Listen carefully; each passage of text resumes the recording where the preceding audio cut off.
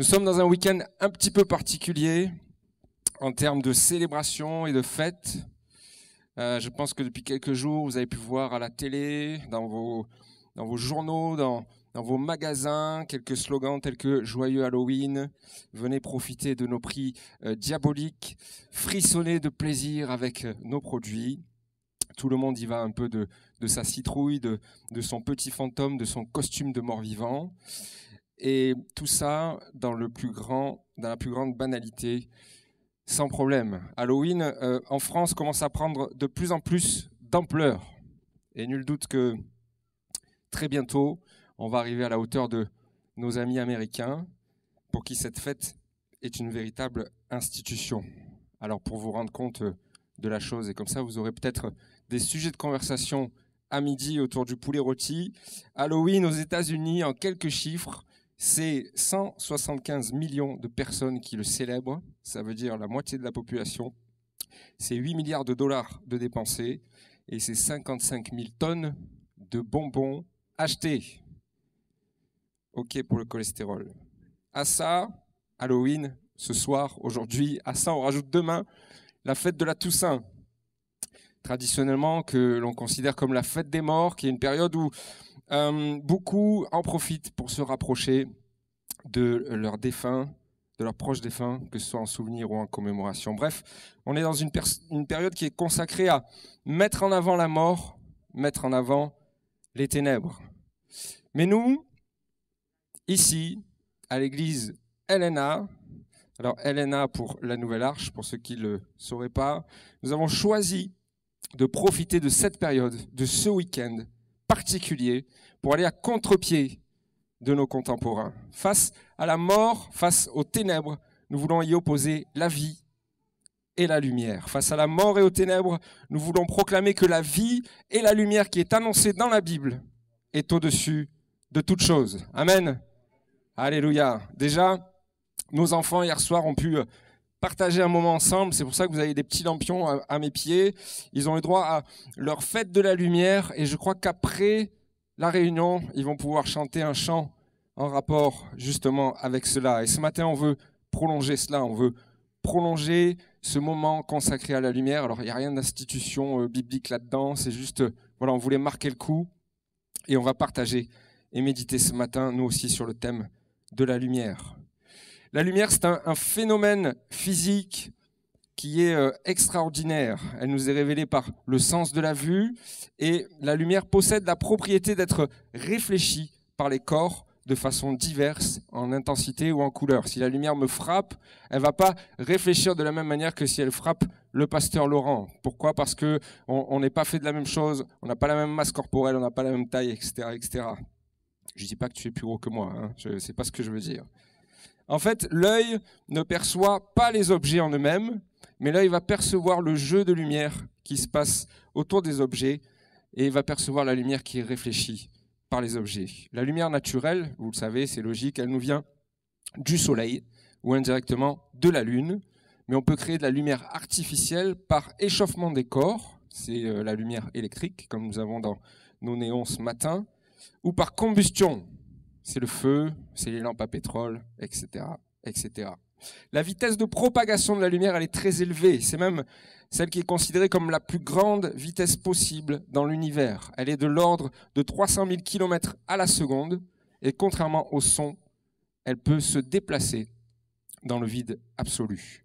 Ça, c'est de la physique. On passe, c'est pas ce qui nous intéresse ce matin, mais dans la Bible, la lumière occupe une place très importante. Une place qui convient à un phénomène aussi remarquable. De la première parole de Dieu dans la Genèse, que la lumière soit, à la dernière vision de l'Apocalypse, où les serviteurs de Dieu se passeront de lampes et de lumière pour demeurer là où Dieu les éclairera, la Bible déploie une symbolique extrêmement riche à l'égard de la lumière. Et en particulier, la Bible nous invite à méditer sur 3 étapes essentielles dans la vie de l'homme, dans la vie du chrétien, qui sont en relation avec la lumière. C'est ces 3 étapes-là que nous allons aborder ensemble ce matin. Et la première de ces 3 étapes, elle consiste à recevoir la lumière. Le mot « lumière » que nous allons lire dans notre passage a une signification particulière et une connotation de salut et de vie. C'est ce que vous allez voir, c'est ce que nous allons voir ensemble. Nous allons faire une lecture dans l'évangile de Jean, au chapitre 1 et au verset 1. Au commencement de toute chose, la parole existait déjà. Celui qui est la parole était avec Dieu et il était Dieu. Il était donc avec Dieu au commencement. Dieu a fait toutes choses par lui, rien n'a été fait sans lui. Ce qui a été fait avait la vie en lui. Cette vie était la lumière des hommes. La lumière brille dans l'obscurité, mais l'obscurité ne l'a pas reçue. Verset 9, cette lumière était la seule lumière véritable, celle qui vient dans le monde et qui éclaire tous les hommes. Amen. Ce passage des Écritures nous parle de lumière. Le mot lumière vient du grec phos, P-H-O-S, qui est utilisé ici pour caractériser Jésus.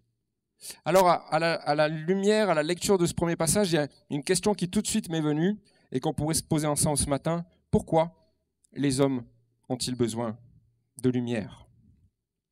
Dès le commencement, la Bible nous dit que Dieu a pris soin de séparer deux choses qui sont diamétralement opposées. Deux choses qui sont aux antipodes l'une de l'autre. Les ténèbres et la lumière. Genèse 1, verset 4, nous dit que Dieu sépara la lumière d'avec les ténèbres. Dieu veut nous montrer dès le commencement que la lumière, symbole de sa gloire, ne peut cohabiter avec les ténèbres, symbole du péché. 1 Jean 1,5 nous dit que Dieu est lumière et qu'il n'y a aucune trace de ténèbres en lui. Les hommes, les femmes, la terre en général, tous ceux qui l'habitent ont besoin de la lumière qui vient de Dieu, car quelque chose nous en a séparés, quelque chose nous en a fermé l'accès. Et ce quelque chose, c'est le péché. Romains 3, 23 nous dit que tous ont péché en effet et sont privés de la gloire précieuse de Dieu. Ou encore, Romains 3, 10 nous dit qu'il n'y a pas un juste, pas même un seul. Quelque chose nous a séparés de Dieu. Et ce quelque chose, c'est le péché. La Bible nous dit que depuis Adam et Ève, depuis leur désobéissance à Dieu dans le jardin d'Éden, le péché est entré dans le monde. Et que depuis, le péché est attaché à notre nature humaine. Nous faisons le péché sans même nous en rendre compte. Nous sommes voués, nous sommes attachés au péché par notre nature humaine. Et il y a une conséquence à cela, c'est qu'il y a une condamnation qui est propre au péché, un peu comme une peine de justice qui s'attache à un délit. Si vous roulez trop vite sur l'autoroute, vous dépassez les 130, vous faites flasher, la condamnation, c'est de perdre des 3 points et de payer 90, je crois, 90 €. Et la conséquence du péché, la condamnation qui est liée au péché, elle est simple, elle est claire, elle est nette. C'est la mort. Romains 6, 21 nous dit que le salaire du péché, c'est la mort. La conséquence du péché, c'est d'être privé de la gloire pour demeurer dans les ténèbres. Mais rappelons-nous de ce verset que nous avons lu ensemble, dès le début, dans l'évangile de Jean. Cette lumière était la seule véritable lumière, celle qui vient des hommes, celle qui vient dans le monde, pardon, et qui éclaire tous les hommes. Cette lumière envoyée de Dieu, c'est le plan qu'il a choisi, c'est le plan qu'il a mis en place pour que tu puisses échapper à cette condamnation terrible. Cette lumière qui veut t'éclairer, c'est cette seule lumière véritable qui voudrait te sortir des ténèbres. Cette lumière, laisse-moi te la présenter ce matin, c'est Jésus-Christ, seul Seigneur et seul Sauveur. En opposition au péché, en opposition au diable que la Bible nous présente comme le prince des ténèbres, il y a Jésus qui se présente, celui dont la Bible dit qu'il est la lumière du monde. La Bible nous dit dans l'Épître aux Colossiens que Dieu, dans son grand amour, a voulu tout réconcilier avec lui. Il a voulu ramener chaque homme, chaque femme dans sa présence. Dieu désire ce matin que tu sois sauvé. La Bible nous dit dans la première lettre de Timothée que Dieu désire que tous les hommes soient sauvés. Tous ceux qui sont ici ce matin, Dieu veut les ramener dans sa gloire, Dieu veut les sauver. Dieu désire que tu passes des ténèbres à la lumière, de ta condition de pécheur à celle de salut. Jean 3, 19 nous dit que la lumière est venue dans le monde et les hommes ont préféré les ténèbres à la lumière. Quel va être ton choix ce matin? Vas-tu être de ceux qui préfèrent rester dans les ténèbres ou vas-tu être de ceux qui veulent entrer dans la lumière? Matthieu 4, 16 nous dit que la lumière s'est levée sur ceux qui étaient assis dans les ténèbres. Le livre d'Ésaïe nous dit que la lumière resplendit sur ceux qui habitaient le pays de l'ombre de la mort. Nous étions de ceux-là. Nous qui sommes chrétiens, nous qui marchons avec Dieu, nous étions de ceux-là. Nous étions de ceux qui étaient assis dans les ténèbres. Nous étions de ceux qui étaient privés de la gloire de Dieu. Mais le choix de laisser la lumière de Christ faire son œuvre dans ta vie t'appartient à toi et toi seul. Il n'y a personne qui peut le décider à ta place. Jésus ne va même pas forcer la porte pour rentrer dans ta vie et pour éclairer ta vie. Accepter la lumière de Christ, c'est abandonner ta condition de pécheur. Accepter la lumière de Christ, c'est accepter la réconciliation avec Dieu. Peut-être déjà, ce matin, assis sur ta chaise, peut-être que tu es déjà en train de réaliser que, justement, tu es assis dans les ténèbres, que tu es privé de la gloire de Dieu. Le Saint-Esprit est en train de travailler ton cœur, de te convaincre, de laisser la lumière de Christ entrer dans ta vie. Ce matin, vraiment, fais-le sans tarder. Fais-le sans tarder. Parce qu'on ne sait pas de quoi demain est fait, on ne sait pas ce qui va se passer quand on va sortir. Et peut-être qu'il sera trop tard. Si tu fais ce choix ce matin, ou si tu l'as fait il y a quelque temps, ou même si tu es chrétien depuis longtemps, je voudrais t'alerter sur un point essentiel pour la suite de ta vie. Accepter la lumière de Christ, ce n'est pas sans conséquence. Parce que accepter la lumière de Christ, c'est aussi accepter que sa lumière fasse son travail de lumière. Excusez-moi l'expression. Et du coup, tout à l'heure, j'ai été conforté dans cette pensée par le don spirituel qui a été amené. Accepter la lumière de Christ, c'est accepter que cette lumière soit une lumière révélatrice de ce qui ne va pas dans ta vie et de ce que tu as besoin d'abandonner. La lumière chasse les ténèbres. Et quand les ténèbres disparaissent, alors est révélé ce qui est caché là depuis si longtemps. Accepter la lumière de Christ, c'est choisir de tout abandonner entre les mains de ton Sauveur, tes préoccupations, tes peurs, tes addictions, sans restriction. Sans se dire, Seigneur, je te donne ma vie, mais ça, par contre, on n'y touche pas. Ça, c'est à moi. Ça, c'est mon petit jardin secret. Je m'en occupe tout seul avec ma tondeuse. Je voudrais illustrer ça ce matin avec vous. Je voudrais que vous puissiez penser à une vieille maison qui n'a pas été habitée depuis très longtemps. Il fait noir dedans parce que les fenêtres, les volets sont fermés. Depuis des années, ça sent un peu le renfermé, voire le moisi, pourquoi pas. Il y a de la poussière de partout, dans les coins, dans les recoins, sur les lustres, dans les meubles. Ça, c'est le symbole de notre ancienne vie, lorsque nous vivions dans les ténèbres.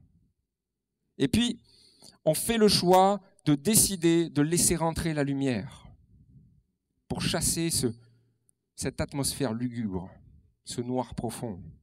Alors, on ouvre les fenêtres, puis on ouvre les volets. Et là, on laisse l'air pénétrer, on laisse la lumière rentrer. Mais la question que je voudrais te poser ce matin, c'est est-ce que la lumière, elle va pénétrer dans toute ta maison, dans toutes les pièces, à tous les étages, dans le placard, en dessous de l'escalier? Pourquoi je vous dis ça? Parce que parfois, même lorsqu'on est jeune converti ou lorsqu'on est chrétien, on a tendance à garder des choses cachées au fond de notre cœur, comme un carton bien fermé, avec du gros scotch marron caché dans le placard le plus petit, le plus reculé de la maison. Et même si on est chrétien depuis un certain temps, voire très longtemps, et que au début, gloire à Dieu, la lumière était présente dans toute notre maison, peut-être qu'au fil des années, petit à petit, nous aussi on a enfermé des choses dans des cartons et on les a entreposées dans un placard sous l'escalier. Et puis, on a bien pris soin de refermer la porte du placard. Évidemment, si la porte du placard elle est fermée, la lumière ne peut pas rentrer. Il y aura peut-être un trait de lumière en bas parce qu'il y a du jeu entre la porte et le sol. Mais à l'intérieur du carton, qui lui est à l'intérieur du placard, il n'y a aucune chance que la lumière puisse rentrer. La Bible est claire à ce sujet, frères et sœurs. Dans le livre de Daniel, il est écrit que Dieu sait ce qui se cache dans les ténèbres.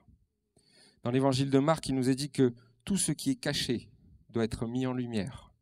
Tout ce qui est secret doit paraître au grand jour. Dans la première épître aux Corinthiens, il est écrit que Dieu mettra en lumière tout ce qui est caché dans les ténèbres et il dévoilera les intentions véritables qui animent les cœurs. Si tu ne laisses pas la lumière de Christ faire pleinement son œuvre de transformation dans ta vie, les choses que tu n'as pas abandonnées ressurgiront continuellement pour te faire chuter et te ramener à ta condition de pécheur. Le Seigneur veut vraiment que ce matin, nous puissions nous débarrasser de nos cartons. Alors, je veux choquer personne ce matin, mais j'en ai ramené quelques-uns. Il ne suffit pas, frères et sœurs, de dire à Dieu, Seigneur, voilà, ça c'est mes choses cachées, je te laisse faire. Débarrasse-moi-en. Non. Le Seigneur attend une chose bien précise de notre part, c'est que chaque chose qui est cachée dans notre vie, nous puissions ouvrir le carton avec lui. Nous puissions confesser ce qui est à l'intérieur pour qu'il puisse faire son œuvre.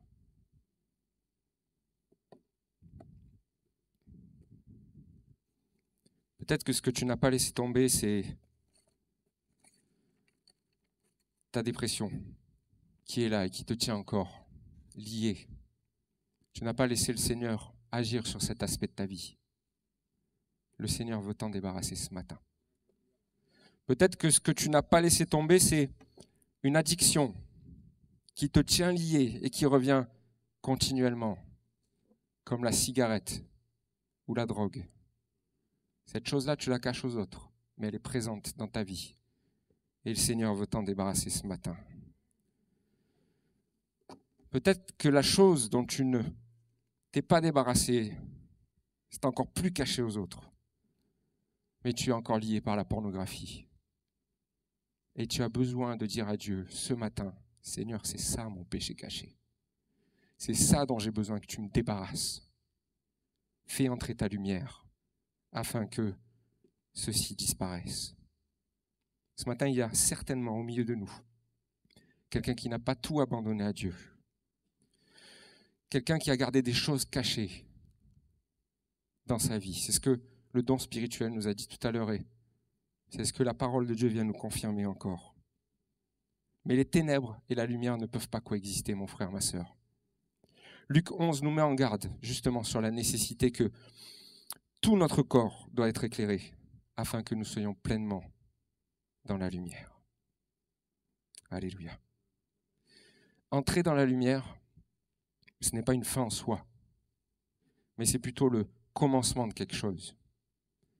Cette deuxième chose, c'est notre marche dans la lumière. Éphésiens 5:8 nous dit « Autrefois vous étiez ténèbres, et maintenant vous êtes lumière dans le Seigneur. Marchez comme des enfants de lumière. » Ce verset-là nous montre l'étape suivante. Une fois que nous avons pris la décision, que nous avons laissé le Seigneur entrer dans notre vie, c'est de marcher selon sa lumière. La lumière est entrée, la lumière a fait son œuvre, maintenant je dois la suivre. Le mot grec utilisé est toujours le même, sauf que cette fois-ci, il est utilisé non seulement pour caractériser Jésus, qui doit nous servir d'exemple dans notre marche quotidienne, mais il est utilisé surtout pour nous parler de la parole de Dieu, de la Bible. La définition de ce qu'est marcher dans la lumière, nous la trouvons dans l'Épître aux Romains au chapitre 13 et au verset 12. Il est écrit, je vous le lis, « Rejetez les actions qui se font dans l'obscurité et prenons sur nous les armes qu'on utilise en pleine lumière. Conduisons-nous honnêtement, comme il convient à la lumière du jour. Gardons-nous des orgies et de l'ivrognerie, de l'immoralité et des vices, des querelles et de la jalousie. Revêtez-vous de tout ce que nous offre Jésus-Christ le Seigneur et ne vous laissez plus entraîner par votre propre nature pour en satisfaire les désirs. » Amen. Marcher comme un enfant de lumière, c'est marcher en conformité avec ce que nous enseigne Dieu au travers de sa parole, au travers de la Bible. Le livre des Proverbes nous dit que l'enseignement est comme une lumière. Les psaumes nous disent que sa parole est une lampe à nos pieds, une lumière sur notre sentier. Cette même parole, qualifiée ici de lumière, qui doit nous servir de guide, de GPS dans notre marche de tous les jours. Marcher dans la lumière de Dieu, c'est aussi marcher selon sa volonté. Marcher dans la lumière de Dieu, c'est marcher continuellement en recherchant ce qui plaît à Dieu, dans notre manière d'agir, dans nos choix, dans nos relations, dans l'éducation de nos enfants, dans nos relations fraternelles. La Bible, c'est là que c'est bien, parce que la Bible nous éclaire sur ce qu'elle n'approuve pas. Alors évidemment, si la Bible elle reste fermée, si vous l'ouvrez qu'une fois tous les 36 du mois, ou si elle est là pour faire joli dans une bibliothèque pour montrer aux gens que vous avez des livres, vous lisez, ou si elle est là juste pour caler la table basse, laissez-moi vous dire que très vite, votre marche dans la lumière elle va commencer à dévier de trajectoire. Et vous allez commencer à avoir un pied dans les ténèbres. Jusqu'à ce que le ravin là, qui est caché dans les ténèbres, vous ne le voyez pas. Et que vous tombiez dedans. Laissons Dieu agir au travers de sa parole. Laissons Dieu nous guider au travers de sa parole. Laissons Dieu nous instruire, nous parler et nous reprendre, même si ça doit faire mal. Marcher dans la lumière, frères et sœurs, c'est rejeter les pratiques de ce monde. Et les épîtres dans la Bible ne se privent pas de les dénoncer, telles que l'immoralité sexuelle, l'ivrognerie, les voleurs, les envieux, les calomniateurs, les gens malhonnêtes, les idolâtres, les adultères. Mais marcher dans la lumière de Dieu, c'est aussi rejeter des comportements que Dieu désapprouve et qui sont peut-être moins flagrants et qui, pour le coup, se retrouvent facilement au milieu de nous. Ne rien faire par esprit de rivalité. L'Épître aux Philippiens nous dit de ne rien faire avec le désir de se mettre en avant. Jacques nous dit de ne rien faire par jalousie. Pierre nous dit de ne pas faire les choses avec méchanceté, hypocrisie ou médisance. Allez, un petit dernier pour la route. 1 Jean 2, 9 nous dit « Celui qui prétend vivre dans la lumière tout en haïssant son frère se trouve encore dans les ténèbres. » Ouais. Au contraire, marcher dans la lumière, selon la première épître de Jean, selon ce qu'on vient de lire, c'est quelque chose qui doit produire de l'amour en nous, pour notre frère, pour notre sœur. Ça doit nous amener à une communion fraternelle et mutuelle.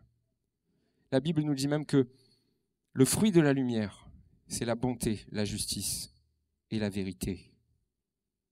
Alléluia. Oh, Dieu. Dans la vie de tous les jours, sur un point de vue physiologique et biologique, la lumière, elle joue un rôle très important et elle a une influence particulière sur le corps humain. Je ne sais pas si vous savez, mais l'exposition à la lumière du soleil, elle contribue à notre bien-être, elle régule notre horloge biologique interne, elle favorise la synthèse de la vitamine D, elle améliore certaines maladies de la peau, elle réduit la pression artérielle, elle booste notre système immunitaire. Et il y a certaines personnes même qui ont recours à la luminothérapie. Je ne sais pas si vous savez ce que c'est, mais on s'expose à une lumière artificielle qui reproduit les conditions de la lumière du soleil et ça nous aide à lutter contre la dépression saisonnière, ça nous aide à lutter contre les troubles du sommeil. Mais pour notre bonne santé spirituelle, mon frère, ma sœur, c'est le même principe. À la seule différence qu'au lieu de coller ta tête sous une ampoule, tu as besoin de coller ton cœur à la parole de Dieu. Tu as besoin de vivre ta vie chrétienne éclairée par la parole de Dieu. Amen. Gloire à Dieu. Le dernier point que je voudrais voir avec vous ce matin, et qui est en rapport avec la lumière. Lorsque nous recevons la lumière, que nous la suivons, c'est dans un but ultime, celui de la transmettre, celui de briller autour de nous. Matthieu 5, 14. C'est vous qui êtes la lumière du monde. Une ville construite sur une montagne ne peut pas être cachée. On n'allume pas une lampe pour la mettre sous un seau. Au contraire, on la place sur son support, d'où elle éclaire tous ceux qui sont dans la maison. C'est ainsi que votre lumière doit briller devant les hommes, afin qu'ils voient le bien que vous faites et qu'ils louent votre Père qui est dans les cieux. Cette fois-ci, le mot lumière, ici en grec, c'est toujours le même. Sauf que là, il est utilisé pour vous désigner. Il est utilisé aussi pour désigner la bonne nouvelle que nous avons reçue et que nous devons transmettre. Voici ce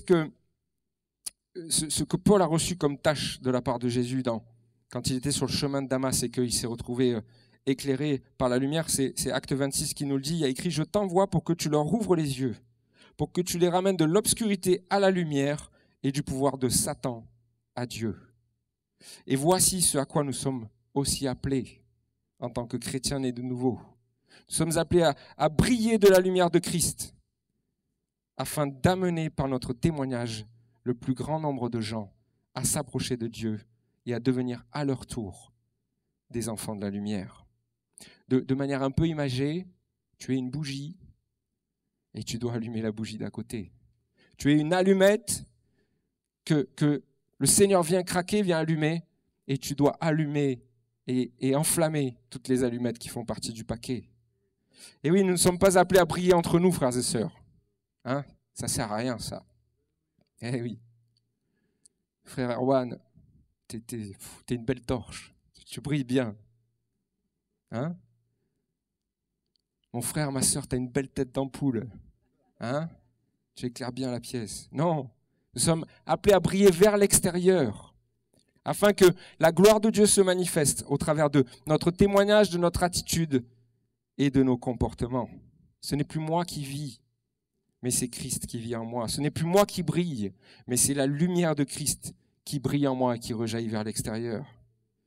Mais ça implique un comportement exemplaire en toutes circonstances. Ça implique un amour profond pour les âmes et pour l'Évangile. Ça implique aussi de prendre position quand nous sommes en présence de choses qui ne sont pas à la gloire de Dieu. Et là, tout de suite en pensée, j'ai Halloween ce soir. Ça mériterait une prédication à part entière et je ne vais pas la faire ce matin, sinon on est là jusqu'à ce soir, mais n'oublions pas que la Bible nous dit « Malheur à ceux qui appelleront le mal bien et le bien mal, et qui transformeront les ténèbres en lumière et la lumière en ténèbres. » Et c'est exactement ce que fait le monde dans lequel nous vivons. Les standards de notre société, ce qui devient commun, ce qui devient banal, ce qui devient dans le coup, ça ne s'arrête pas d'évoluer. Et le plus souvent, ça se retrouve à l'opposé de la parole de Dieu, à l'opposé de ce que la Bible nous enseigne. Mais notre lumière doit quand même rester visible aux yeux du monde. Nous devons rester droits dans nos bottes par rapport à ce que nous enseigne la parole de Dieu. Mais si notre lumière doit devenir dérangeante, voire aveuglante, au point que l'on se détourne de nous, c'est pas grave. Vous savez, on l'a lu tout à l'heure, il y a des gens qui préfèrent rester dans les ténèbres. Et vous savez, briller de la lumière de Christ, ça ne va pas nous amener que des avantages. Vous risquez d'être incompris. Vous allez passer pour un réac, un has-been. Vous risquez d'être mis à l'écart, on risque de se moquer de vous, on risque de vous rejeter. Mais ce qui est certain, c'est que notre lumière doit rester intacte. Elle ne doit pas vaciller. Alors, qu'est-ce qui pourrait empêcher notre lumière de briller ce matin? Je finirai par là, mais des fois, on a un défaut de brillance, si je puis dire, parce qu'on a un défaut d'alimentation. Vous voyez, ça, c'est ma vie. Et elle ne brille pas. Pourquoi? Parce que je n'ai pas allumé l'interrupteur. Si je n'ai pas allumé l'interrupteur, c'est que je ne suis pas connecté à Dieu. C'est que je ne vis pas ma relation pleinement avec Dieu. Et dans ces cas-là, j'ai un problème d'alimentation. Ce qui peut nous empêcher de briller de la manière la plus optimale aussi, c'est la timidité. Mais la Bible nous dit que ce n'est pas par un esprit de timidité que Dieu nous a donné que nous devons agir, mais c'est par un esprit de force, d'amour et de sagesse. Vous savez, si je suis timide, si je m'empêche de témoigner, voilà à quoi ressemble ma lumière. On la voit moins. Elle est toujours là, mais on la voit moins. Et la dernière chose, comme je vous le disais, qui peut empêcher notre lumière de briller, c'est si nous avons un mauvais témoignage, de mauvaises attitudes, si nous ne vivons pas ce que nous annonçons, il y a un problème.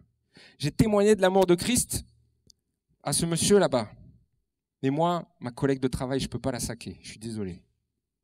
J'ai témoigné de ce que Dieu pouvait faire dans la difficulté, mais dès que l'épreuve vient me toucher, je me plains toute la journée.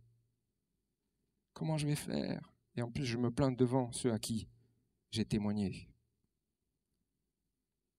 Ouais. Rien ne me différencie des autres si je vis comme les autres.